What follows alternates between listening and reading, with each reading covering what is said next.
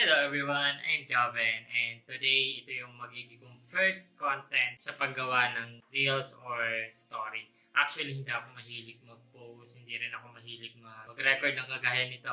First time. So dahil meron akong genuine ngayon yung project movie, basically gagawa kami ng content na 100 contents for 100 days. Kailangan kong gawin yun para may ma-post ako. At the same time, maganda siya for especially sa mga aspiring content creator and dun sa mga natatakot din gumawa ng ganito na baka kung ano sabihin ng iba or ma-judge sila. Basically, kung may gusto kang gawin or may gusto kang i-share na sa tingin mo makakatulong, so be it. Or kung wala naman, edi gawin mo para sa'yo. And yun yung gagawin ko muna. Hindi para kanino, hindi para kung kanino. For me muna.